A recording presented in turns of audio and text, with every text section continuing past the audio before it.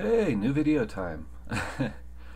Yeah, I guess it's been a few days. I got super busy, but I also haven't really had time to do a whole lot of interesting stuff, so I'm gonna go back over this user script that I use for 4chan. It does just a few things. It lets you drag the posts around, and you can take them right off and they'll disappear. It also controls whether the header is appearing and whether it should stick to the top like that. And one last thing it does is, well, this is a part of a separate script, but adds a class to elements that are being removed from the document and waits for an animation to finish before removing them, which is just like a one-line change in 4chan X. I might get to that too. But yeah, without any further ado, here it is. Uses jQuery and jQuery UI, which is a plugin that has the draggable thing, which made this like all of 10 lines, I think. And those are just convenience. I mean, they exist and they add a whole lot of stuff.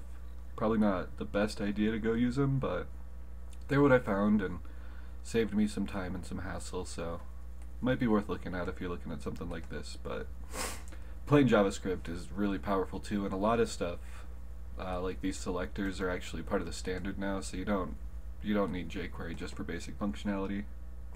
But that draggable class definitely saves me a bit.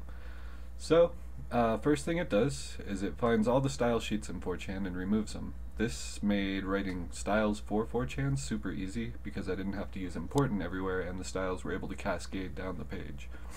Which means like if I define something once for like a certain element like headers or something, all the headers will automatically and for free get that same style, which saves a lot of lines and a lot of time and trouble, and you don't have to sit there and figure out what's conflicting with what you're trying to do. So it's a good base if you're gonna write a theme for 4chan, a CSS style sheet. By the way, I kept calling a CSS sheet a script last time. That was dumb of me. But yeah, somebody pointed that out and they were absolutely right. It's a sheet, not a script, and CSS is a markup language if anything. It just has properties, attributes, and values. There's no...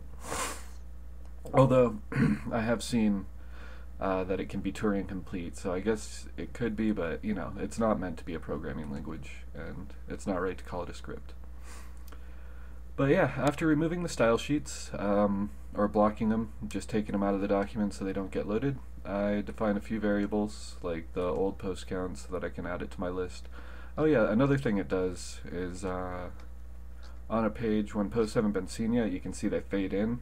It's because I keep a list of them and add them to, or give them a new class once they appear above the, inside the browser window. Once they appear, they get a class, and then I fade them in from transparent. That's just something that I personally like. And that's what this function here is part of. It's just a shortcut to check if something is in view, and it gets the rectangle around the element and returns whether that is inside of the viewable window. And that's what this here is doing. On scroll down here, I have an add event listener on scroll that will call a few of these functions and check if we see new posts or if the header needs to be moved and some other stuff. Oh, and another thing is these trip classes.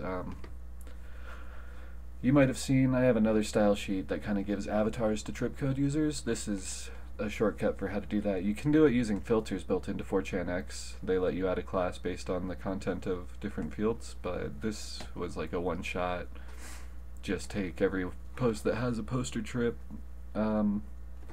element inside of it and write the contents of that as a class for the post container. So it gives me something easy to style.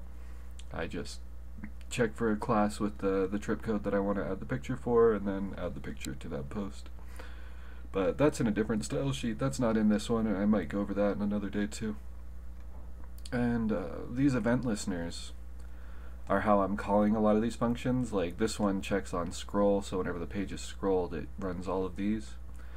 And up here is the draggable. When these posts are all given the draggable class, which jQuery actually runs all of that and does the listening and calls this function for me when one is being dragged.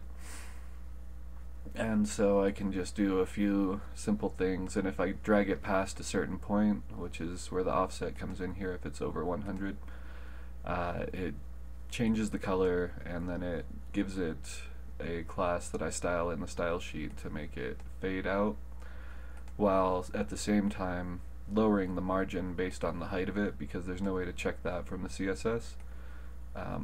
So I set the bottom margin to be negative the height of the element, and that's how you get the nice smooth scrolling effect when it slides up and down like that. It's nice. But yeah, that's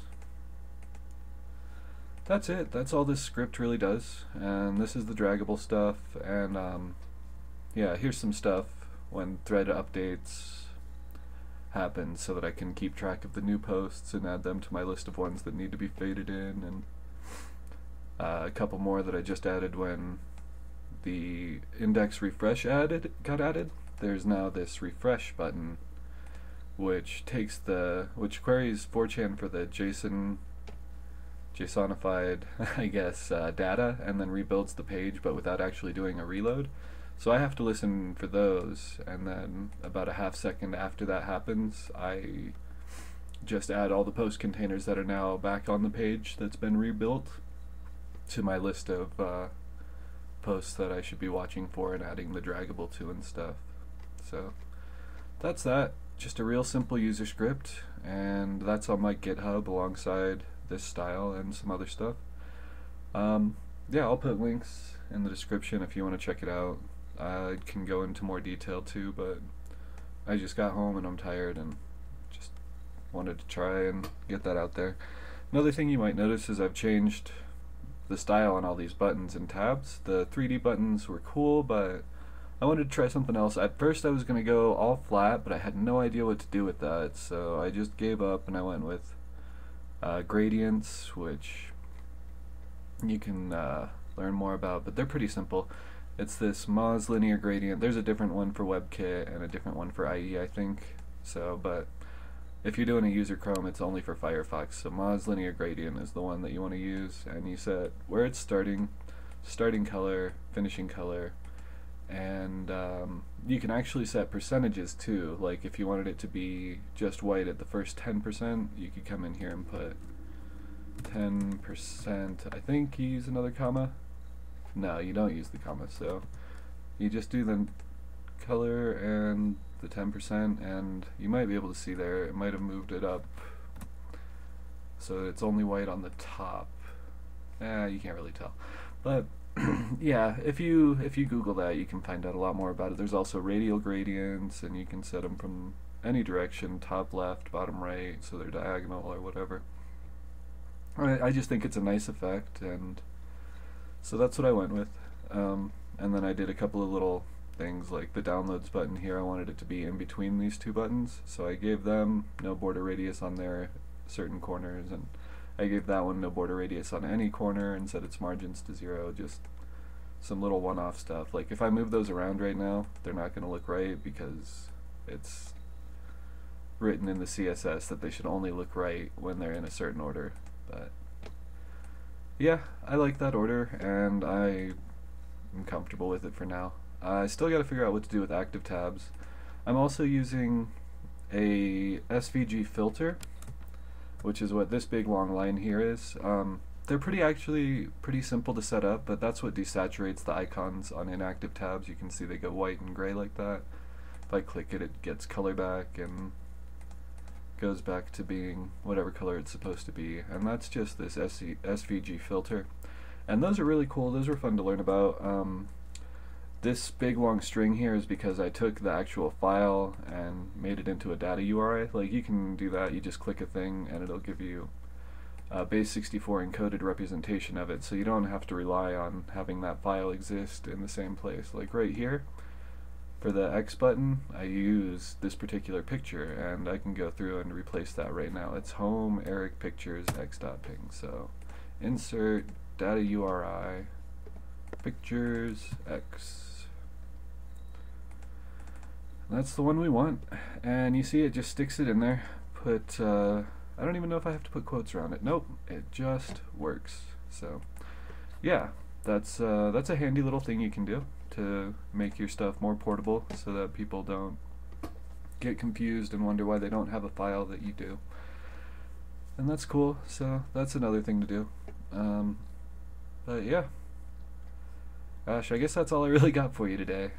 Thanks for letting me waste some more of your time. I hope you enjoyed it. I know I sure did. Yeah, and as always, I'll catch you next time.